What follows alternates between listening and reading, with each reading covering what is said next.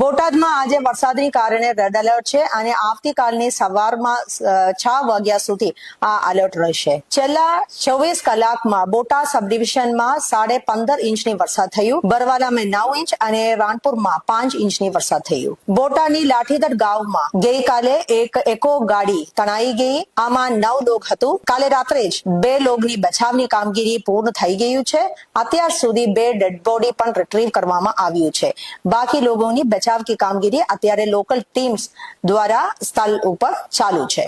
NDRF ની ટીમને પણ હું રિક્વેસ્ટ કરી દીધું છે અને આ ટીમ પણ ટૂંક સમયમાં રેસ્ક્યુની કામગીરીમાં જોડશે. ગદરાની પીપરિયા ગામમાં 10 થી 12 લોક ખેતરની વિસ્તારમાં ફસાઈ ગયું છે અને લોકલ ટીમ્સ દ્વારા એમને પણ બચાવની કામગીરી ચાલુ છે. પ્રિકોશનરી મેશર્સની ભાગરૂપે બરવાલા તાલુકામાં કઈ વિસ્તારમાં ડેમની સપાટી વધી ગયું છે અને ઓવરફ્લોની સંભાવનાની કારણે 40 લોકોને સ્થળાંતર કરવામાં પણ આવ્યું છે અને લોકલ જો શાળાઓ છે એમાં જ્યાં સ્થળાંતર કર્યું છે આમાં રહેવાની અને ખાને કા પણ વ્યવસ્થા કરવામાં આવ્યું છે.